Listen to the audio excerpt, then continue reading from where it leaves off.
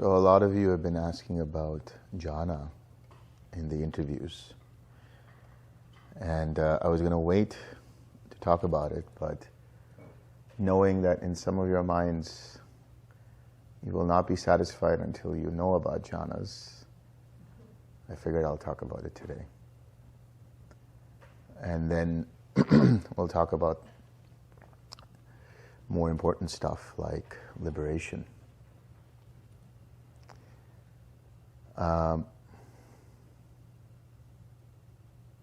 There are two kinds of jhanas. There's the jhanas that keep you stuck in samsara, and there are the jhanas that help you liberate from samsara. So what are the jhanas that help you liberate from samsara? They are part of what is known as sama samadhi, right meditation. And right meditation, as I said before, is dependent upon the rest of the factors of the Eightfold Path. You need right view. You need right intention. You need right speech, right action, right livelihood. Thereby you'll have right effort, right mindfulness, and then finally right meditation. If you do not have these other factors and you go ahead and start meditating, you will have to suppress your mind in order for the hindrances not to be present.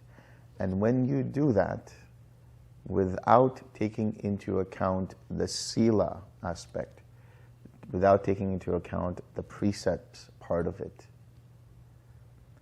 you'll experience some great states. You'll experience a lot of joy and happiness and bliss and all of these things. But when you come out of it, maybe for a couple of hours you'll experience happiness. Maybe for a couple of hours you'll experience all of this bliss. But you'll get right back to square one, because difficult situations will come into your life, and you'll just be propagating the same kind of situations over and over, having not learned what to do to let go of old karma. The tools that the Buddha has provided, what was his very first sermon, traditionally speaking? It was the turning of the wheel of Dhamma. And in that he said, there is the path of the ignoble, and there is the path of the noble. The ignoble path is the path that is overindulgent. It's something that the entire world is burning with, to possess more, to be validated, to be popular, to have as much resources as you can. And that stems from a lack of right view. And on the other side, you have these groups of people who decide to leave the household life and they become ascetic. And they do all kinds of practices. Now, recently, earlier this year, there was something known as the Mahakumbh Mela. It happens in India every so often, every 4 years, every 12 years. And then there's one that happens every 144 years. And this year was the one that happens every 144 years.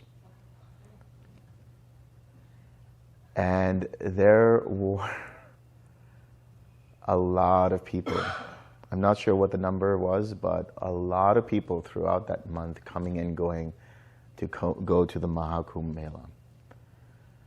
We're talking about probably, on a conservative scale, tens of millions, but more realistically, hundreds of millions of people. It is the original Burning Man festival.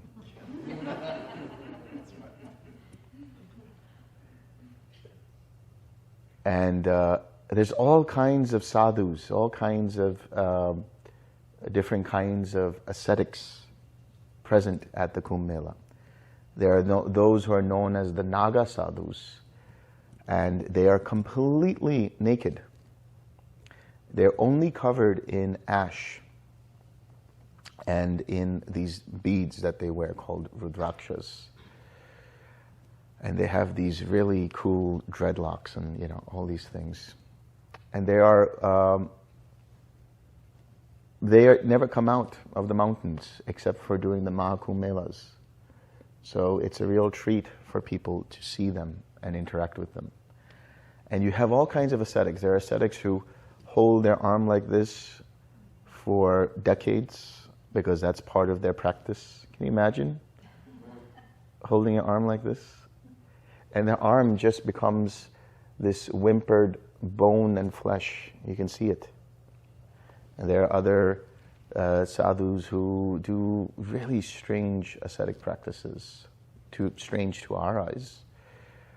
But they do it because that is their devotion, that is their belief that it will lead them to awakening, lead them to out of samsara. The Buddha did all kinds of practices like that when he was an ascetic for 6 years. He did all kinds of things. First, he went to these two teachers who taught him the access into nothingness and then the access into neither perception or non-perception. Afterwards, he left those two teachers and then he went out on his own and became an ascetic. And he would have probably done similar kinds of things that you would see these sadhus doing. And the Buddha said that it didn't help him to relieve suffering. Because remember, the Buddha's journey as the Bodhisattva was not about awakening or enlightenment. It was about, I see there is suffering in this world. I see that I am burning with suffering. Is there any way out of this suffering? And so inspired by the four sights. Now that's the traditional story. Inspired by the four sights. What are the four sights? First he saw a sick man. And then he saw an old man. Then he saw the corpse of a dead man. And then he saw a sage or an ascetic practicing under a tree, meditation. And he was so inspired by the calmness on that man's face. He said, there is so much peace in him. How do I get that? How do I get to ceasing suffering? And his journey began. So he learned how to get into nothingness. He learned how to get into neither perception or non-perception. He must have learned all kinds of meditation processes. But none of them were rooted in necessarily sila. There was an emphasis on, okay, let's just get out of here as fast as we can, which is, by all means a pretty noble intention because you've seen enough suffering. But if you do it in a way that suppresses the mind, it's only going to take you so far. If you do not understand the laws and mechanics of karma, as he did when he became awakened, which is that the Eightfold Path is the path that leads to the cessation of karma. Karma is what binds us to samsara. And if we don't have our view in place, our right view in place, then we don't have anything. We need right view. What is right view? There's two parts to it. I will explore this in detail, but we're going to get into the jhanas today. But the two kinds of right view, the mundane right view and the supramundane right view. The mundane right view is the understanding of action and consequence, and acceptance of the idea of karma. That's basically the gist of the mundane right view. The supramundane right view is the understanding of the Four Noble Truths. He became the Buddha when he realized the Four Noble Truths. What were the Four Noble Truths? What are the Four Noble Truths? That there is suffering that is to be understood. What does that mean? That I should recognize that first and foremost, I am suffering. A lot of people numb themselves from that suffering through all kinds of activities, through all kinds of substances and experiences. And so suffering leads to two things. Further confusion, because I want to just numb the pain out by doing all kinds of things, by distracting myself. There's an interesting book that I read recently called The Myth of Normal by Gabor Mate. And in the book, he talks about how he meets with this really esteemed professor, I think, of psychology. And they're meeting, of all places, in like a sports bar, and there's all kinds of television screens on. People are shouting and screaming and drinking and all of this stuff. And I think it's probably at the airport that they're waiting for their flight. And he looks around and he says, "What is all this?" He asks to the professor. And the professor says, "It's trauma. It's just trauma." People are distracting themselves from the suffering. You can't do anything about it, so I'm going to just ignore it. That's also part of ignorance. I ignore that there is any kind of suffering, which only leads me to further confusion. But there's a second path out of suffering, which is the search for a way out. Either it leads you to further confusion, or it leads you to a search, and you say, "I've had enough, there must be a way." And this is what's known as samvega. It's this sort of like disenchantment. Of course, I'll tell you more about disenchantment later and why I'm changing that word. But it's basically the realization that, hey, I can't keep doing this anymore. I keep finding myself in the same kind of loop. And we're fortunate when we're able to recognize that. And so we then look for a way out. And there are many ways we do that. We become spiritual, we become meditative, we do all kinds of things. And by some karmic road, we come to the Dhamma. The true Dhamma is that which is rooted in the Four Noble Truths and applies the Eightfold Path. I don't care about Theravada, Mahayana, Vajrayana, and all of these sects and ideas. All I care about is the Four Noble Truths. That I know that everybody can agree upon. So, once we understand the suffering and realize and recognize, oh, I am suffering, now we find a way, why does the suffering arise? How does the suffering arise? How do I get out of it? So we abandon the suffering by abandoning the craving that leads to it.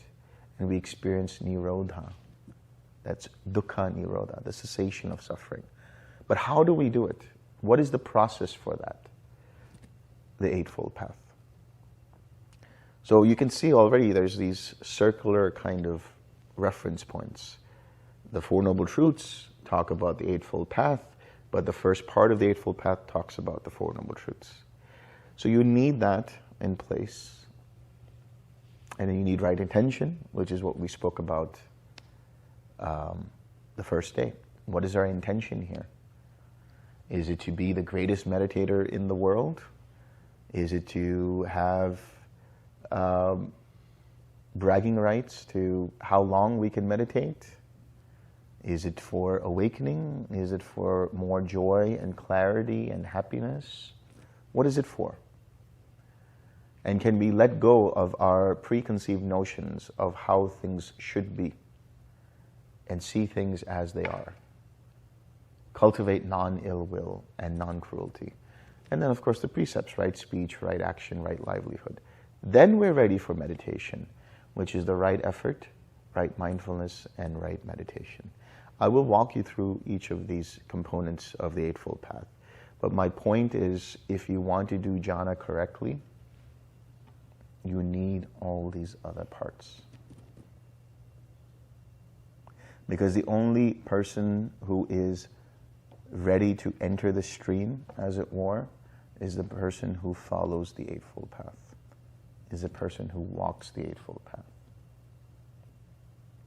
Otherwise, you just do meditation for the heck of it.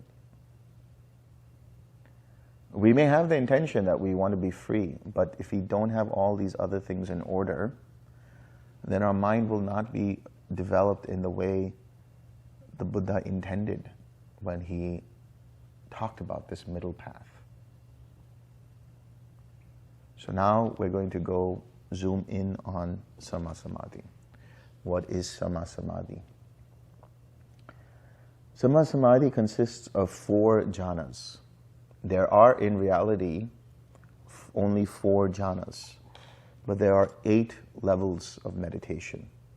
Because in the 4th jhana, there are 4 extra, what usually is known as arupa jhanas or ayatanas, which are fields or dimensions of experience.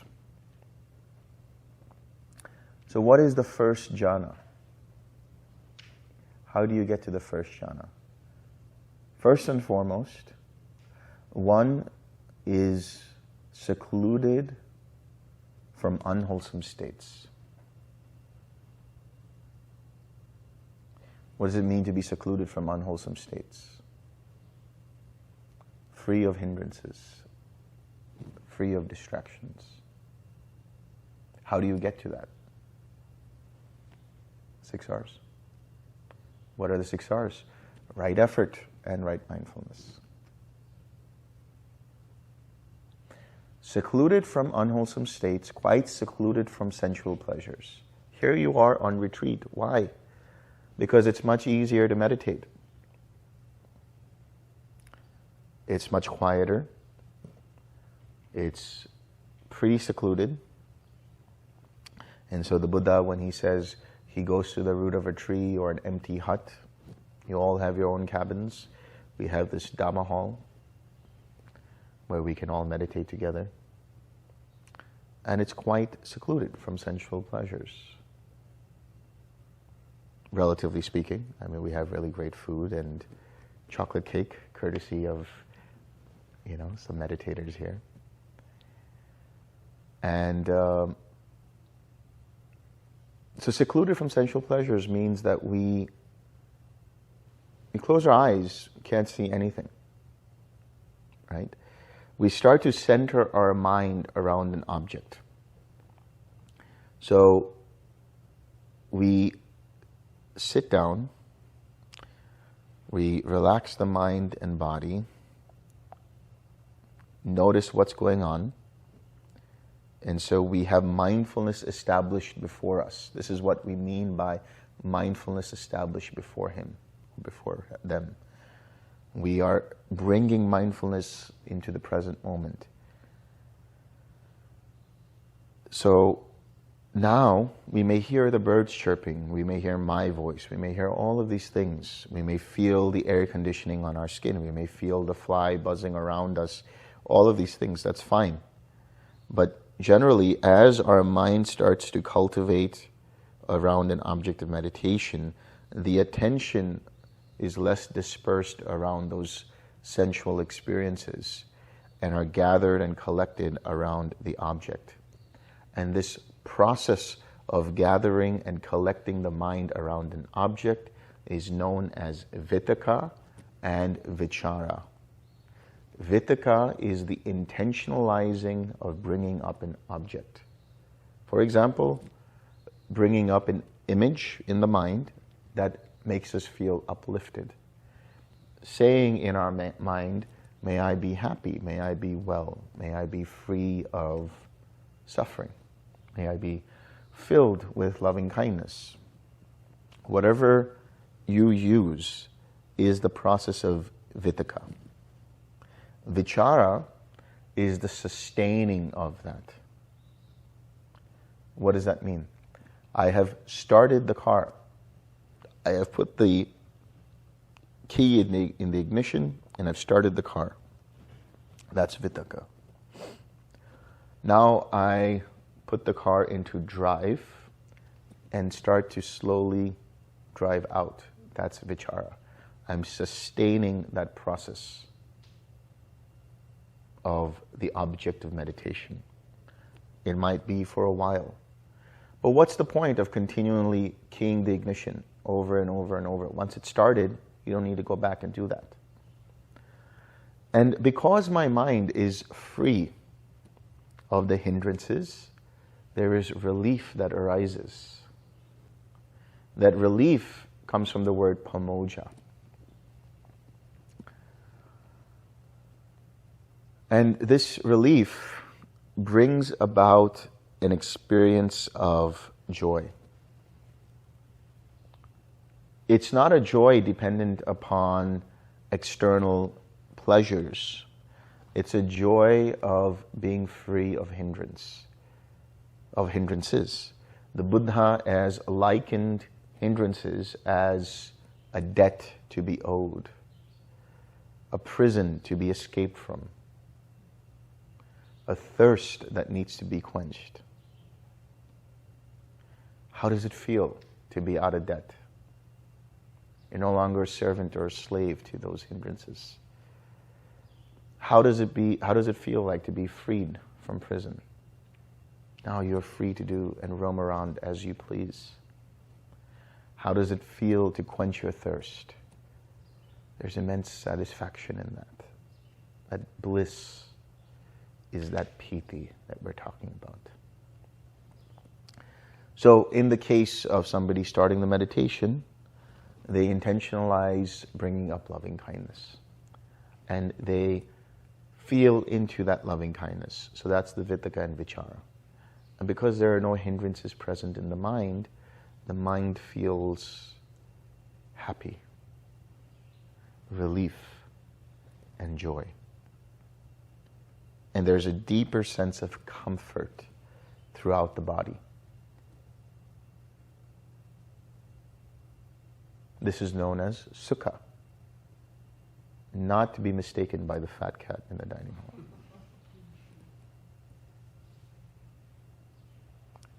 Although whenever you see Sukha, he's always in Sukha.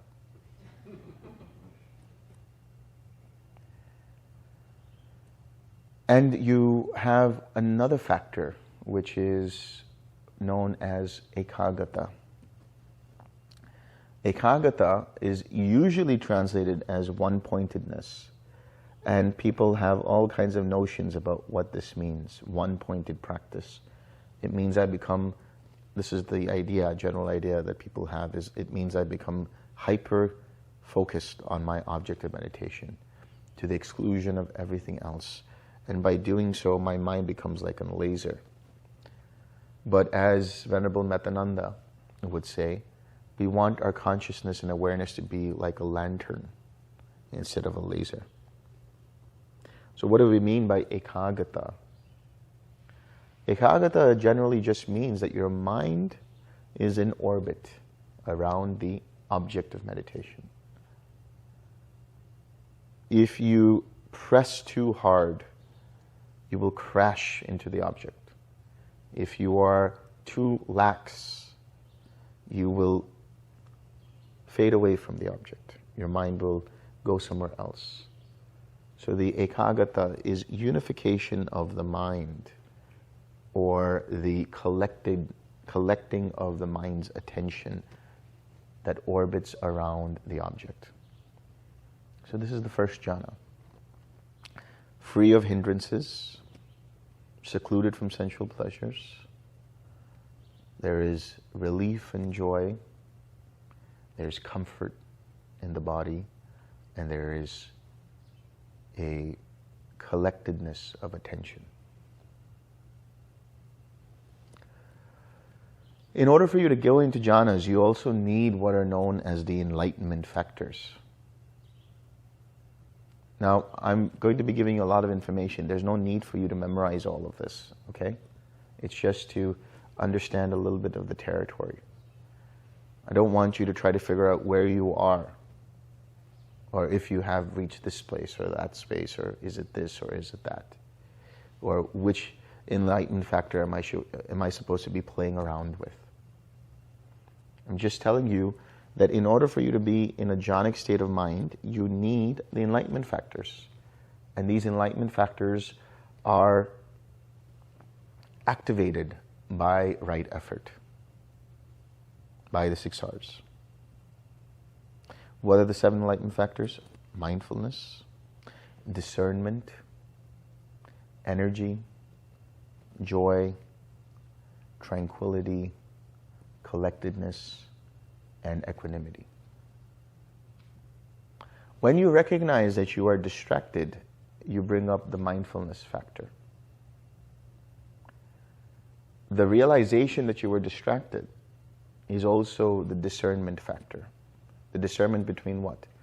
Between what is wholesome and what is unwholesome. When you release your attention from it, and when you relax the tightness and tension, you are balancing your energy. So now you are bringing in the energy factor. When you smile, right, you have the joy factor. And because you have relaxed, you also have the tranquility factor. And when you come back to your object of meditation, you have the collectedness factor. And thereby you have been equanimous through that process. What do we mean by equanimity? You know, the word equanimity comes from the Pali upekkha. And actually upekkha is more than just equanimity. It's the opposite of what's known as apekkha or apeksha, which means expectation. So upekkha is without expectation. How many times have I told you guys, those who have been on retreat with me, it happens when you least expect it. When you least expect it. No apekkha, no expectations. So when you're 6Ring this process, or going through this process of the 6 Rs, you're activating these enlightened factors. They're coming into play. And the mind then becomes jhanic. Also, there is the finger snap sutta, or the set of the finger snap suttas, where it is said that if one were to have a finger snap length of loving kindness, his mind is not devoid of jhana. So when you cultivate loving kindness, your mind is easily prone towards experiencing jhana. So in order for jhana to arise, you need these enlightenment factors, you need to be free of the hindrances, and then you need to be secluded from sensual pleasures, and your mind needs to collect around an object, which then allows the mind to experience relief, joy, comfort, and this deep unification of the mind. First jhana. Second jhana. In the second jhana, you have a certain level of self-confidence in the practice. Now you feel like things are happening in a flow. You don't need to bring up the feeling. You don't need to think about things to bring up the feeling. You don't need to verbalize to bring up the feeling. Which means what? Vitakka and vichara are gone. There is no need to intentionalize. There's no need to picturize. There's no need to visualize. There's no need to do anything. The feeling is now self-sustaining because of your attention and the feeling of, yeah, I can do this. I'm getting the hang of this. That's the self-confidence. And the piti, or the joy, which can arise in the form of exuberance, in the form of a feeling of happiness, in a body buzz, in all kinds of ways that can arise, starts to deepen. Because the noise of intentionalizing with the vitakka and vichara goes away. So your mind deepens into the joy. And there's a greater degree of comfort in the body.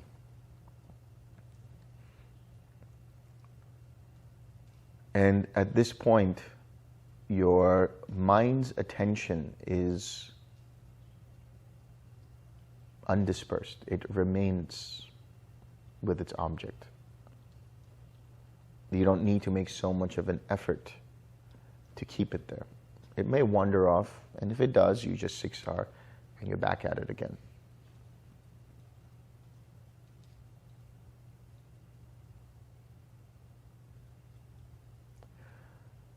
Then the third jhana, what goes away is the piti, that joy. Sounds sad, doesn't it? Everybody's after joy, everybody's after bliss, but bliss is overrated.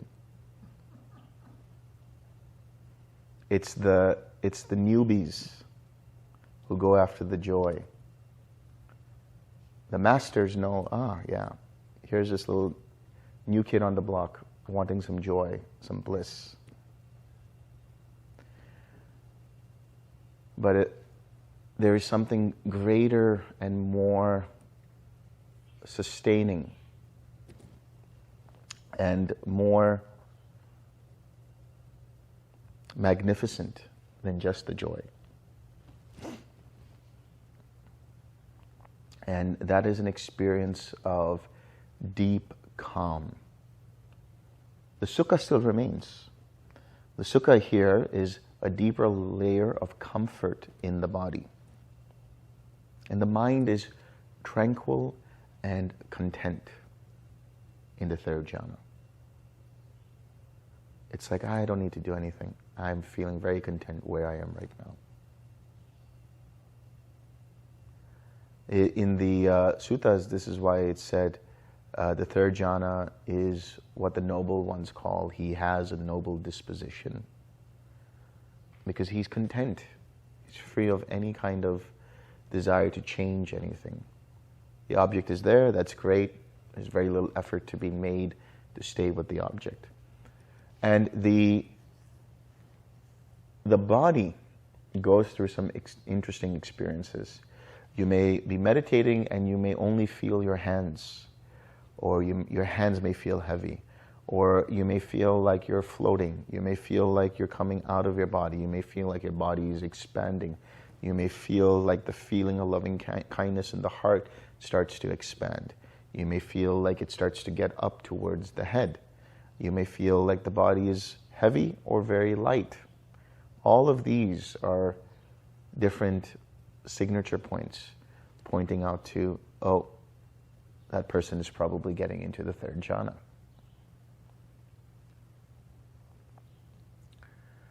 And the collectedness here, the attention that's there in this state of mind is pristine. The level of tranquility you feel in this third jhana is just so well balanced. And then you get to the fourth jhana, in which he experiences, it said in the suttas, he experiences neither pain nor pleasure. So the sukha also is gone at this point. And what remains is namely a very deep mindfulness. And it's actually said a pure mindfulness due to equanimity. What does that mean? When we go through the process of the jhanas, we are also developing the enlightenment factors. The enlightenment factors are not linear. It's not just that mindfulness leads to discernment, discernment leads to energy, energy leads to joy, joy leads to tranquility, tranquility leads to collectedness, and collectedness leads to equanimity. No, it's not just that. When you are meditating, you experience these things through activation of the 6 R's. As you deepen your meditation and journey through the jhanas 1 through 4, the enlightenment factors start to become stronger and more prevalent. Like, for example, in the first and second jhana, what do you have more of? You have more joy and you have more sukha. In the third jhana, what do you have more of? You have tranquility. In the fourth jhana, what do you have more of? Mindfulness due to equanimity. Because the equanimity circles back and strengthens the next arising of mindfulness.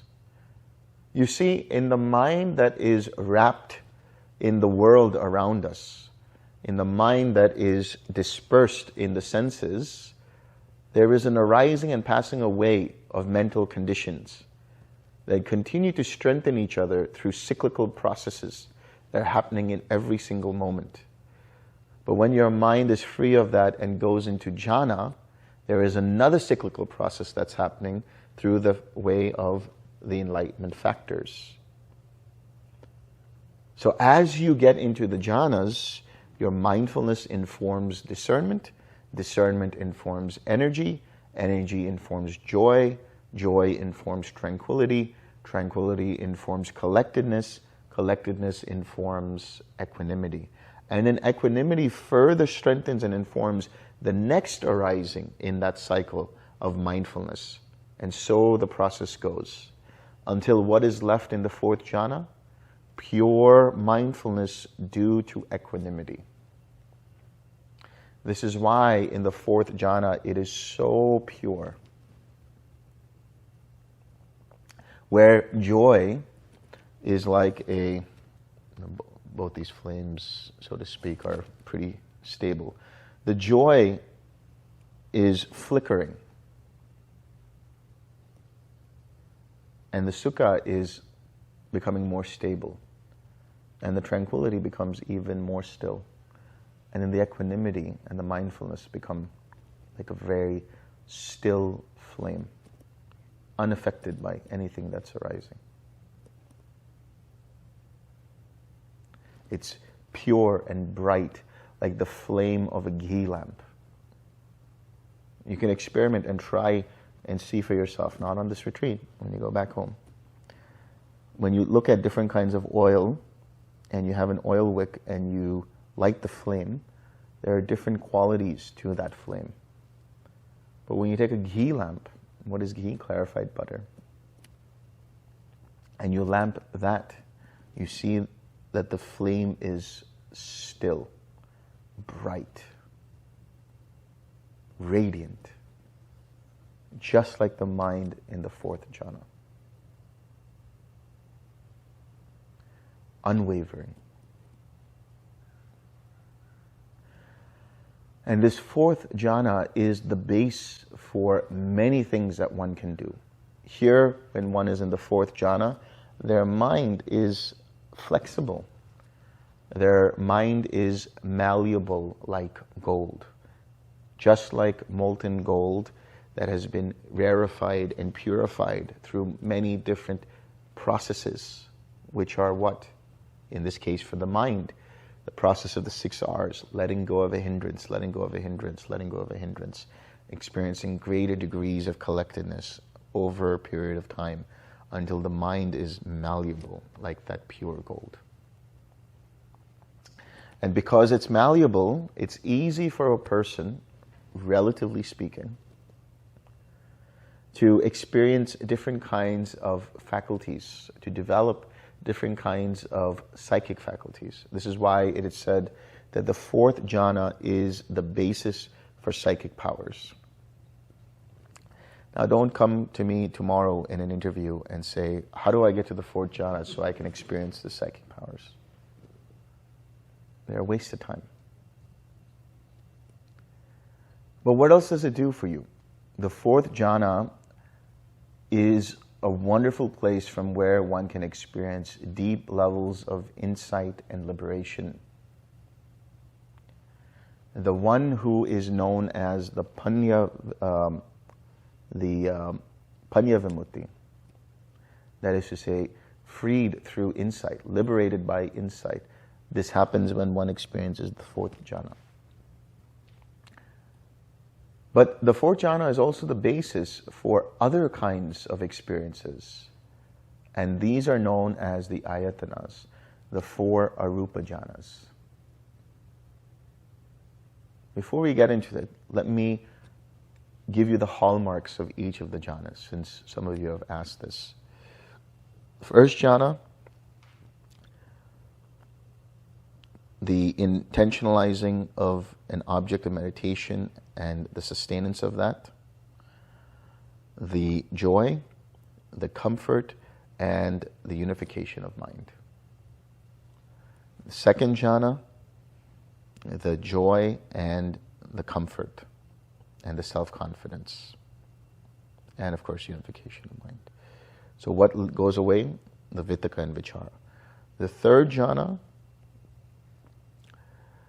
there's the sukha, or the comfort, the tranquility, and the experience of contentment. Mind is very pure. Fourth jhana, purity of mindfulness due to equanimity. You have refined the mind through the process of the enlightenment factors, through the process of right effort and mindfulness, to the extent that now mindfulness is utterly pure. You're able to catch things. And before you need to do anything, your mind is just, oh, it's there, comes right back. So then we get into the territory of what are known as the formless realms, the arupa jhanas, the ayatanas. And the first of those is what's known as infinite space.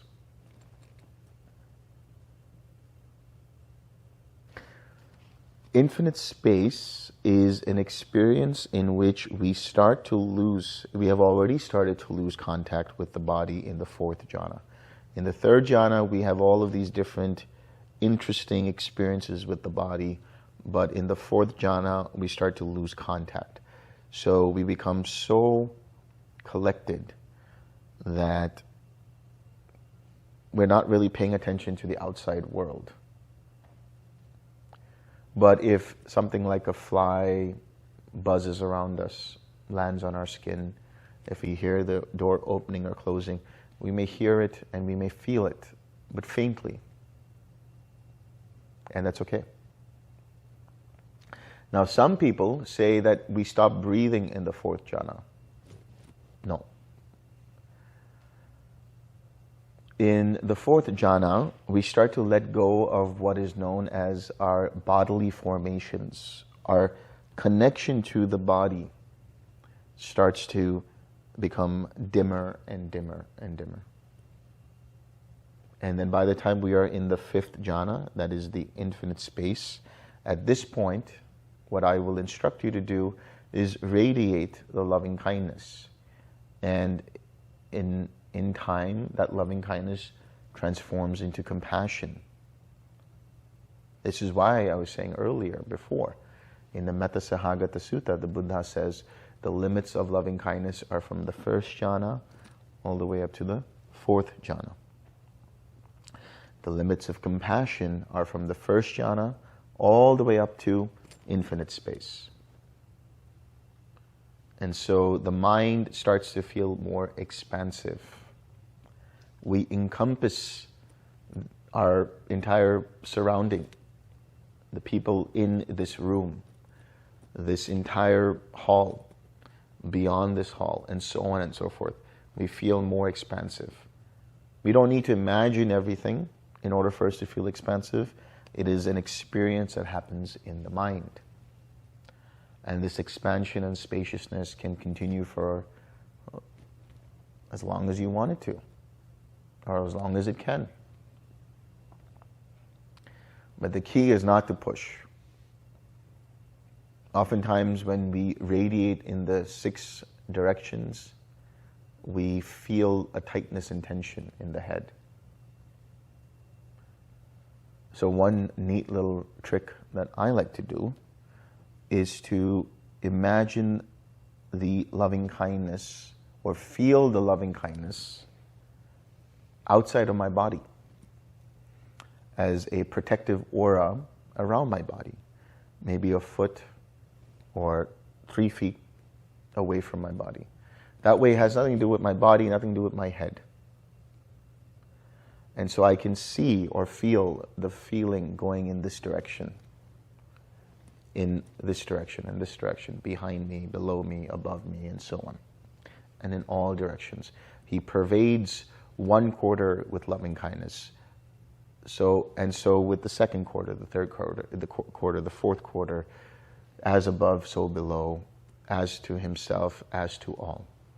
Right? So it's in every direction. And because we do this, we start to experience that expansion of infinite space.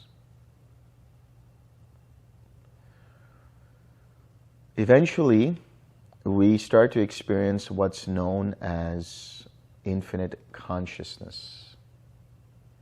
This is a very interesting experience.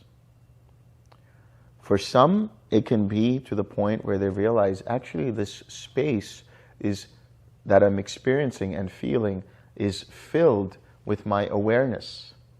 And to that extent, my awareness is infinite. And for some people, it gets deeper. They start to see the arising and passing away of individual sense-based consciousnesses. Now, does this have to happen to you? It can happen to you.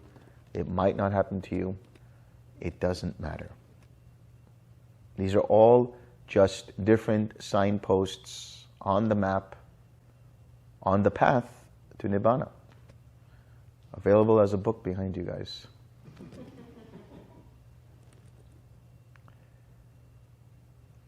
So, what happens in this experience, that deeper experience of infinite consciousness?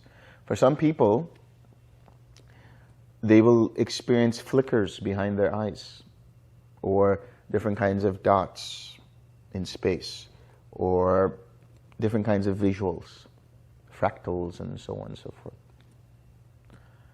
And for some people, they'll experience sounds, flickers in their ears, clicking in their ears, maybe celestial music in their ears, as some people call it. Some will experience vibration through the body. Some will experience electricity through the body, little shocks in the body or releases in the body. Some will experience phantom smells, phantom tastes. But generally, because we are so visually oriented as a species, we will see the flickers. If you don't see the flickers, no big deal. It's fine. Or you may hear them. What's going on here? What are we experiencing? We're experiencing actually the arising and passing away of sense-based contact. And that means that we are experiencing at the level of the senses the immediate contact with what's going on internally, over and over and over and over. And this is translated as infinite arising and passing away of individual sense consciousnesses. Over a period of time, the compassion changes into joy. This is known as mudita, empathetic joy. It's the joy that I feel for someone who has experienced some kind of wholesome success. I'm genuinely happy for them. And this is a wonderful antidote for jealousy and envy.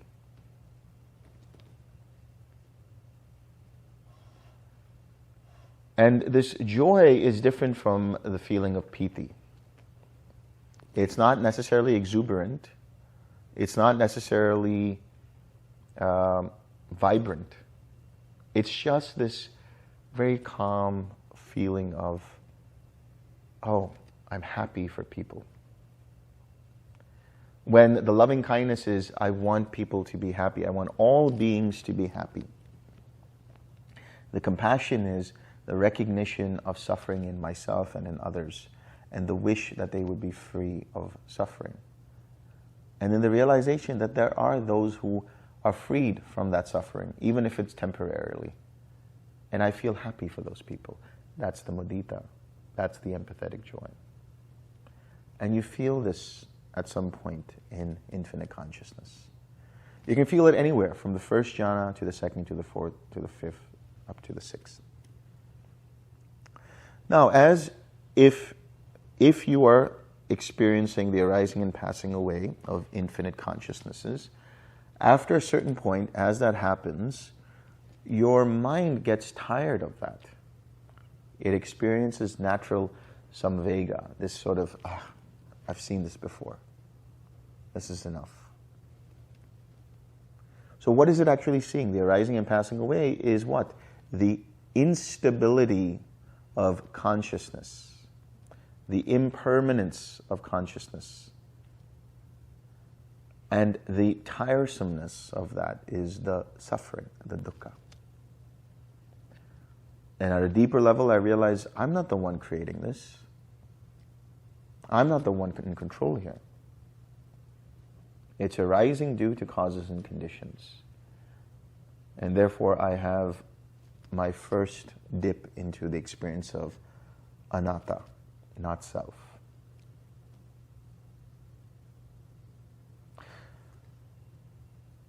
Through the perception, all right, I'm going to say something and I'm going to unravel that as we continue, but just remember this.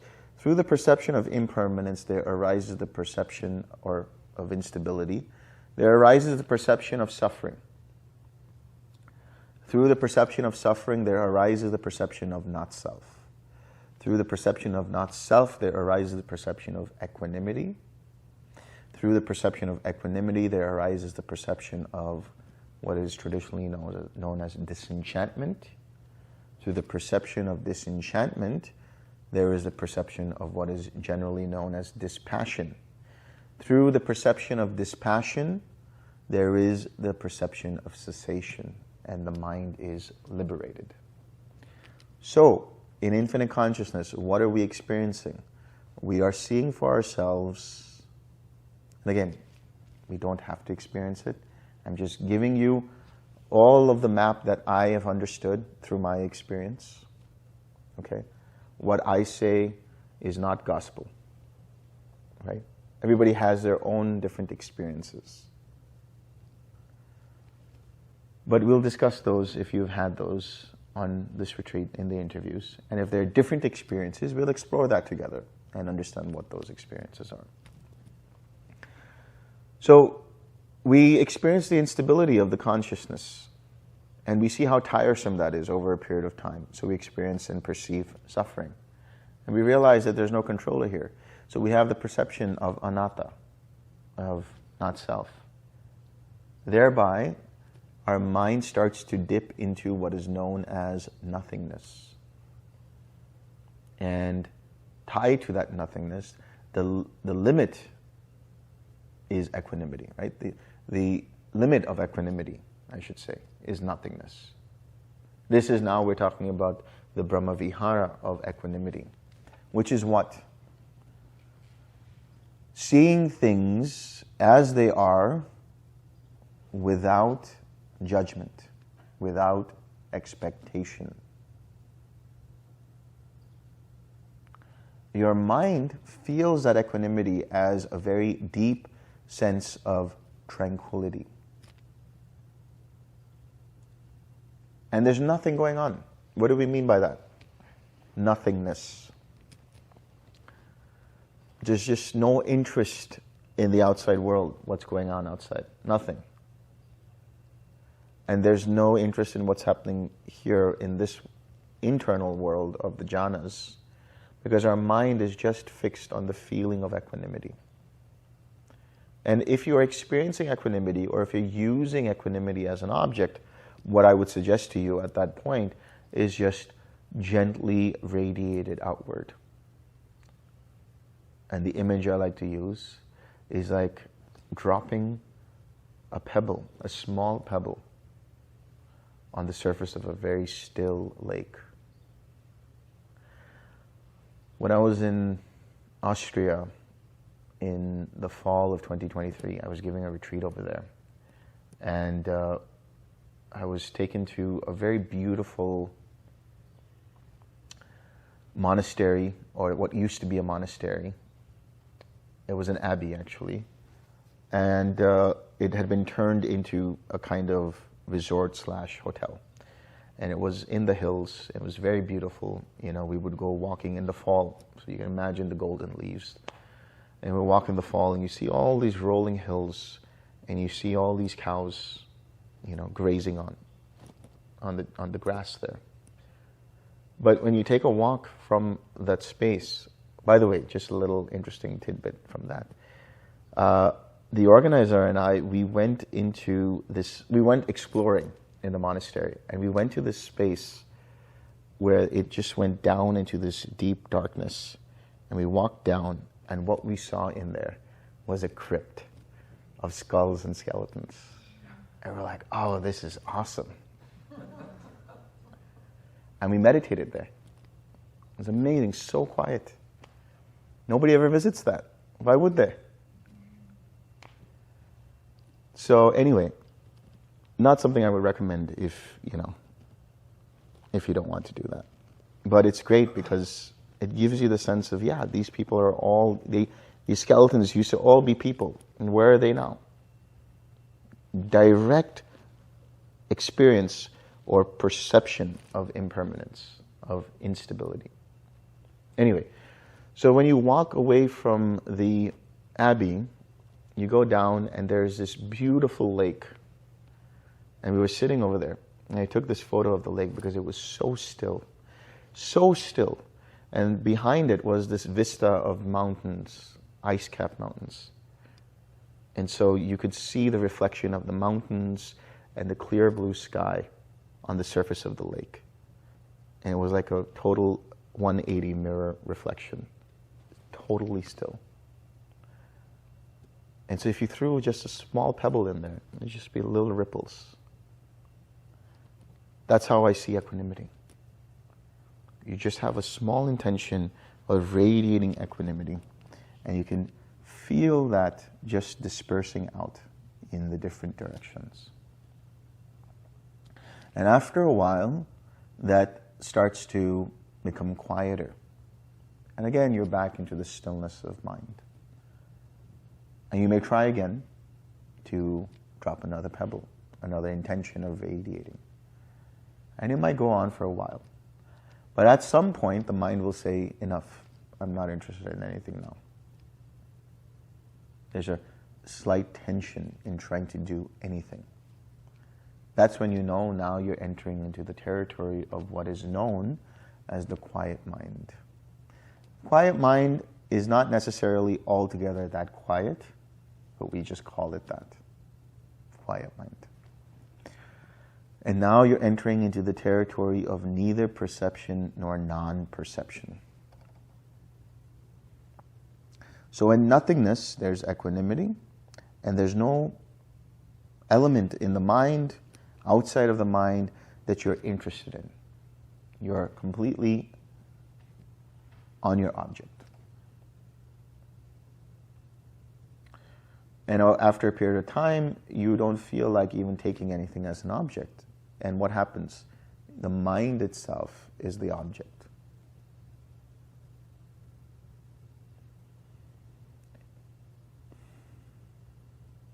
And in neither perception or non-perception, what do we mean by neither perception or non-perception? Perception is the key word there.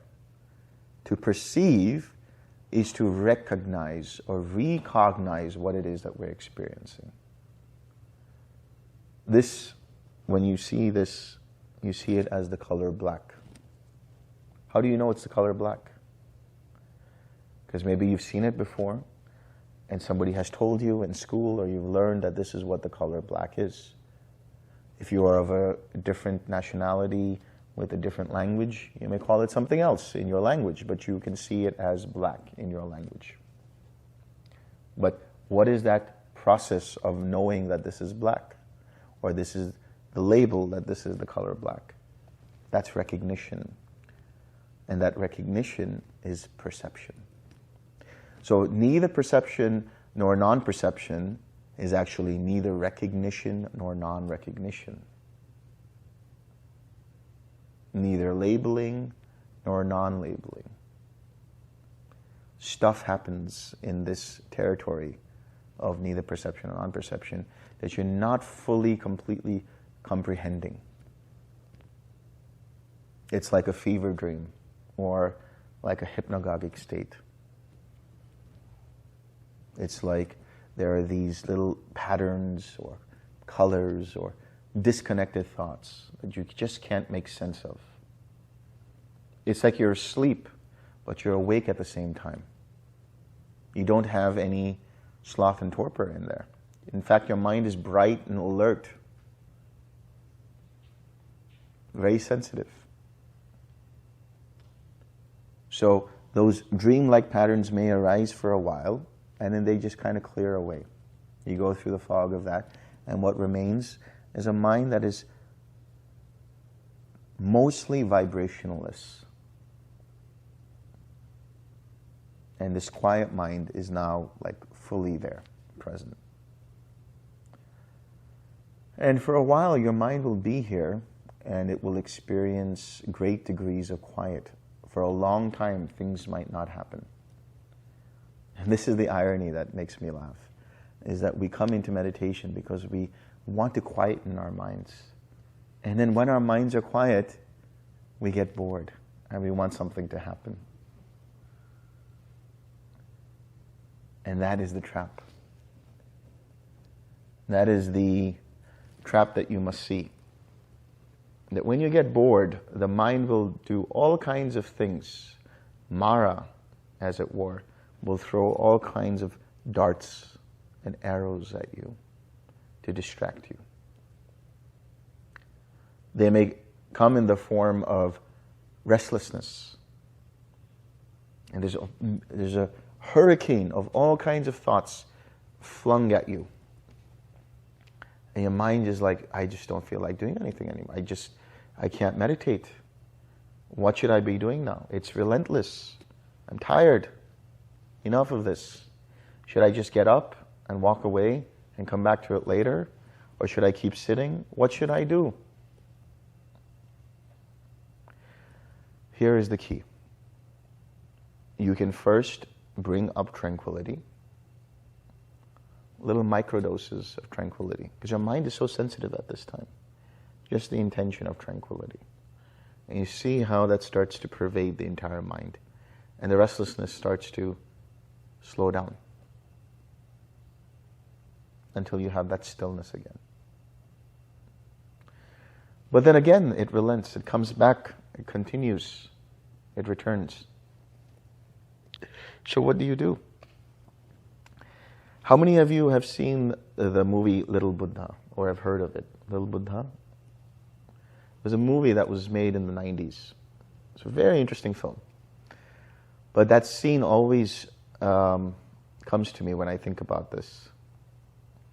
There's a scene in which the Buddha is, sitting under the Bodhi tree. It's a beautiful film. It's like a lot of beautiful illustrations and ideas about the Buddha's enlightenment. And before he becomes fully enlightened, one of the things that he has to deal with, well, there are a few things. He has to deal with Mara's daughters, who are what? Greed, hatred, and delusion. And then when he has let them go, Mara strikes at him in so many different ways. He releases his armies. And so there is this image of the Buddha sitting under the Bodhi tree, or the Bodhisattva sitting under the Bodhi tree, and an ocean of waves, turbulent storms, arrows and spears that are flung at the Buddha or the Bodhisattva. And what happens? The Buddha is silent. Just like this, he smiles. And there is this force field of equanimity around him. And all of those arrows and spears and waves and all of that turbulent energy crosses through that force field, and they transform into lotus flowers that sink to the ground. Why am I telling you this? Because when you are met with those spears and arrows and turbulent storms in this restlessness, you can use tranquility, Or you take one step back and gently radiate equanimity. Because when you do this, you go back into that stillness of the mind.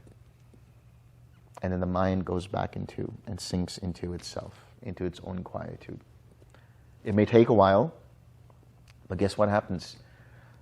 You do it over and over and over again, and you experience what is known as nibbida in Pali. It's a very interesting word, nibbida. Before I get into that, the flip side of the restlessness is sloth and torpor. So you'll notice that the mind is very quiet. It's clear, it's bright. And your mind will dip in and out of what's known as cessation. And it'll be these micro experiences of dipping in and out of cessation. And your mind will be very bright and clear and alert. But there are other times when your mind dips into something and it's groggy and foggy and heavy and dull. And that's sloth and torpor. And when you're in that, what do? You bring in joy. You bring in more collectedness. You bring in more energy. Just a little bit, microdoses. So that you see how that joy starts to lift up the mind. So going back to what I was saying, when you go back to that equanimity and you radiate it, and then you come back to that stillness of mind, and then something else comes up, and it's difficult for you to just let it go. What are you doing at this point? You're just relaxing, letting go, coming back to your mind. Relaxing, letting go, coming back to your mind. Right? Just relaxing and returning, relaxing and returning. But eventually you get tired of this, and this is called nibbida. So nibbida, in some translations, are seen as revulsion, but that has an aversive quality to it. This is what we would call disenchantment. But even disenchantment has this really weird tone to it. Like you're disillusioned by things, like you're just had enough and you don't care anymore. You're indifferent. And that's what makes Buddhists boring. You know, they just walk around completely disenchanted and disillusioned by life. But that's not what we want to be. We want to be happy. We want to be free. We want to be liberated. So it's not disenchantment. It's a liberation, or it's a freedom from being enchanted. You've had enough. You have chosen, or you have decided that you're not going to be enchanted by this anymore. Enchanted by what? By the restlessness and the continual cycle of going back and radiating equanimity, and then going back into the stillness, and then experiencing restlessness again, and then going back and then spreading equanimity, and then going into the stillness and experiencing restlessness again, and so on and so forth and so on and so forth. You're like, that's enough. So at that point you don't care anymore. Your mind is just free from any interest or enchantment of what is arising in the form of those formations that arise. What are these formations? They're proto-thoughts. They are before the thoughts come into full view of what they are, before they bubble up, they are these formations. So from this experience, you have what's known as an unsticky mind. This is the viraga. Viraga means lack of passion, lack of color. It's a mind that is detached. Nothing sticks to it anymore. I was told I should not use Teflon because that's a brand name. So I'll just say it's a non-stick mind. So a non-stick mind, nothing sticks to it anymore. Because the mind is not interested in this or that. It just remains there. And sometimes you'll experience what's known as the signless collectedness of mind, but we won't get into that right now. We'll just talk about these 8 jhanas first. After a while of this stillness, this freedom from enchantment, this non-stickiness of the mind, because you're not giving attention to any of the formations that arise. Just as on the night of his enlightenment, the Buddha was not giving any heed to Mara's daughters, or to the turbulent storms, or to the spears and arrows that were thrown by Mara's armies. In the same way, something will come, something will go. You are in the eye of the storm, unaffected by it. And after a while, because the fuel of your attention to these things to be caught by your mind starts to run out, you have lost all interest in trying to do this or that, and thereby your mind ceases. You experience what is known as Nirodha, the cessation of perception and feeling.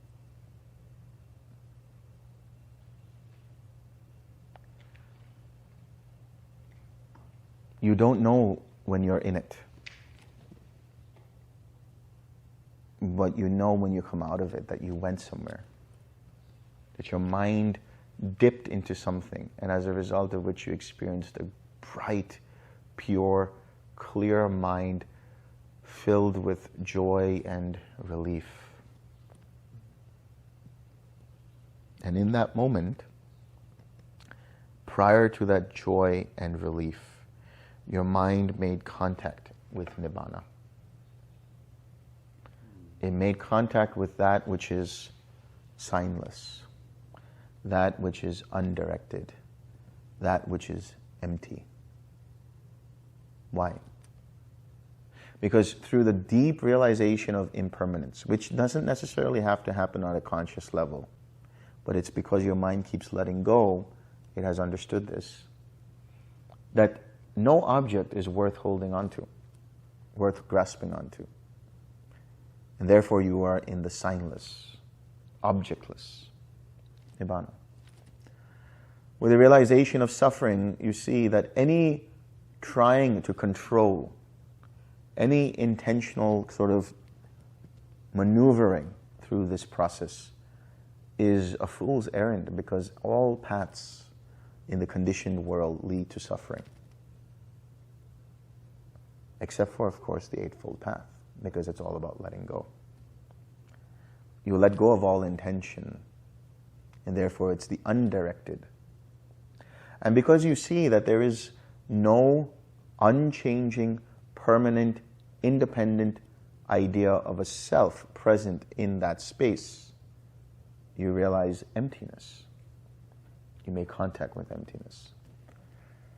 I realize this last part that I'm telling you guys is very highfalutin, so we won't go deeper than that. But just know that this is the process that the Buddha laid out in the suttas. I have a question. Mm-hmm. How does meditating in the quiet mind and non-perception or non-perception relate to mindfulness with the base of the mind or mind objects, or foundation of mind objects?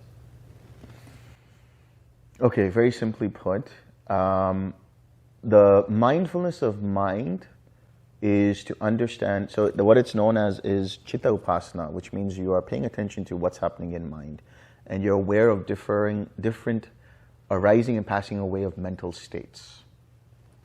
That's the mindfulness of mind. So he knows his mind is exalted, he knows his mind is contracted, he knows his mind is joyful, he knows his mind is filled with hindrance, he knows his mind is liberated from hindrances, and so on. Mind objects in this case would be things like he knows that the mind is filled with the enlightenment factors, or he knows his mind is filled with hindrances, or he knows his mind is contemplating the five aggregates, or the mind is aware of the Four Noble Truths. So when you are in quiet mind, when you're aware that the mind is quiet and that it is free of hindrances and that everything is perfectly balanced, you're fulfilling that process of mindfulness of mind, mindfulness of mind objects. Let's share some merit. May suffering ones be suffering free, and the fear-struck fearless be. May the grieving shed all grief, and may all beings find relief. May all beings share this merit that we have thus acquired for the acquisition of all kinds of happiness. May beings inhabiting space and earth, devas and nagas of mighty power, share this merit of ours. May they long protect the Buddha's dispensation. Sadhu, sadhu, sadhu.